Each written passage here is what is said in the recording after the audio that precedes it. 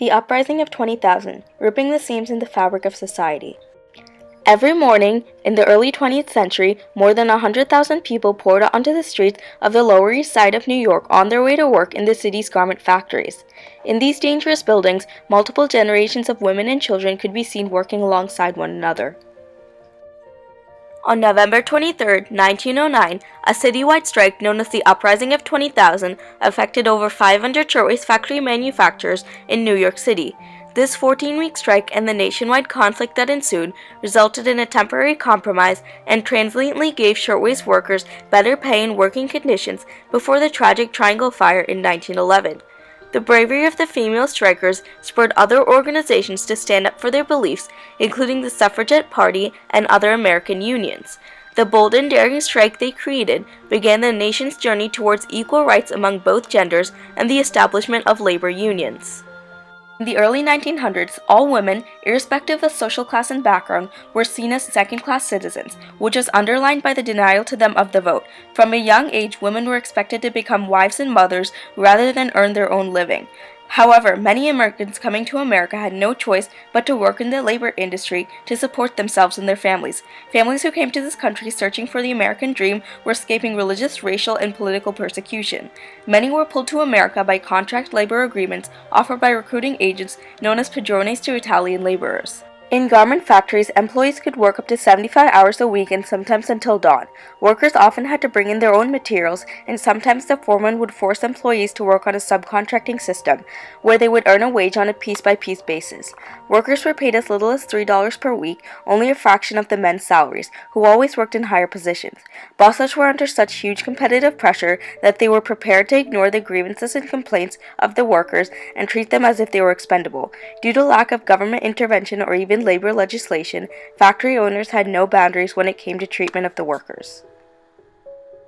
The shirtwaist workers were primarily composed of immigrants, 55% of which came from Italy alone. The shirtwaist companies would normally seat girls of different races alongside one another to create a language barrier and believe that the workers would complete more work this way. Despite this obstacle, many girls still found a way to create relationships. With the hundreds of thousands of immigrants pouring to Ellis Island each week, a factory owner could fire an entire shop easily. There were always many job-hungry immigrants waiting to take these women's places, and as a result, workers rarely spoke of unionizing and striking for better conditions. However, at the end of September 1909, the Triangle Shirtwaist Factory workers went on strike seeking better conditions and union representation.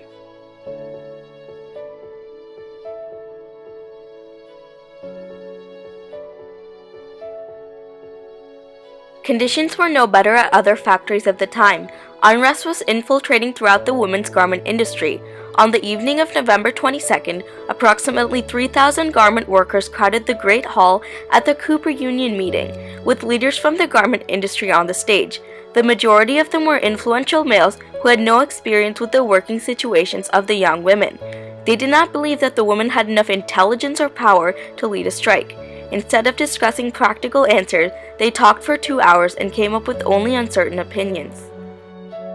Clara Lemlich, a frail young Jewish immigrant who was badly beaten during a previous strike, was brought onto the platform near the end of the meeting. Her passionate words moved the entire audience of the meeting into a general strike that would end the rising conflict. The next morning, thousands of workers took to the streets of New York with the passionate words of Clara Lemlich burned fresh in their minds. This was more than a mere strike for freedom. It was an uprising. The workers faced great opposition from factory owners on their way to ending this conflict. The owners would hire scabs, slang for non-union workers, to replace the strikers. In addition, thugs and policemen were bribed to brutally repress the efforts of these women. Picketers would often also be arrested and would be taken away in paddy wagons to the Jefferson Market courthouse. They would be charged and fined usually $3, the better part of a week's wages. Out of the 723 strikers that were arrested, 19 of them were sentenced to the women's prison on Blackwell's Island. In early November 1909, the members of the Women's Trade Union League, prominent feminist reformers, decided to intervene in the arrest of the strikers. The group joined the picket lines, and the president of the group, Mary Dreyer, was arrested as well.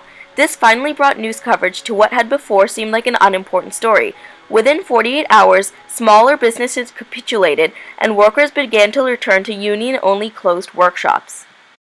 In late December, the union and the employers attempted to come to a compromise. Although some of the terms were in favor of the workers, several basic demands for union recognition and job security were not discussed at all. Strikers voted down the proposal as it did not contain all their needs by a large margin. Many of the largest companies reached settlements individually with their workers after losing a large sum of money, and the workers returned to their jobs. On February 15, 1910, the strike ended with the 300 shops agreeing to major terms. After the compromise, strikers returned to the Triangle Shirtwaist Company. While most garment workers and other factories were finished working by noon Saturday, employees at Triangle still had 59-hour work weeks. In the Triangle Shirtwaist factory, safety concerns remained unresolved even after a contract had been set for the workers. They had demanded that factory doors be left unlocked and repairs be made to the dangerous fire escapes of the high factory lofts in the Ash building. This building was very badly designed and created, and the high ceilings of the building were included in the space per person calculations and allowed owners to employ 240 people in a small area. On Saturday, March 25, 1911, a fire broke out on the top floors of the Triangle Shirtwaist factory. Firefighters arrived at the scene, but the tallest fire truck ladder only reached to the 6th floor, which was 30 feet below where most were standing on the window ledges, waiting desperately for rescue. Although sprinkler systems were proven to be effective, these seemingly necessary insurances were considered too costly by many factory owners and were not installed in the Ash building. Despite this, the fire was quickly controlled and was essentially put out in little over a half an hour. Onlookers saw firefighters struggling to save workers and control the blaze. Men and women escaped the fire in the only way they thought possible and jumped to their deaths while people in the street below pleaded to them to wait for help. The same police force that had harassed and heckled strikers were now assigned to collect the bodies of the innocent lives that were lost in the Triangle Fire. These officers examined, described, and tagged the corpses and then placed them into a horse-drawn wagon. So the Triangle Shirtwaist Company's fire absolutely outraged Americans, and a couple dozen dead women on the sidewalks in the middle of midday Manhattan was a horror show. Strong reaction as our gun shooting incidents that we had. Max Blanc and Isaac Harris were acquitted of criminal charges after the fire, but had to pay civil damages of approximately $75 per victim. Over the next 5 years, a New York State Factory Investigating Commission held statewide hearings, and this prompted the passage of a worker safety legislation. The Wagner Act, created in 1935, was one of the most important pieces of labor legislation enacted in the United States in the 20th century. Its main purpose was to establish the legal right of workers to organize or join labor unions and to bargain collectively with their employers. This also established the federal law as the regulator of labor unions. But it was the first time in American history when a state government established strict laws that factory owners had to abide by to protect workers. At this time, Frances Perkins, women's rights activist, witnessed the Triangle factory fire, and the event compelled her to push through important labor reforms, improve safety codes, and protect women workers. In the aftermath of the disaster, Perkins herself described the Triangle factory fire as a never-to-be-forgotten reminder of why I had to spend my life fighting conditions that could permit such a tragedy. The strike brought attention not only to the plights of these female garment strikers, but to the labor industry as a whole, including the pressing issue of child labor.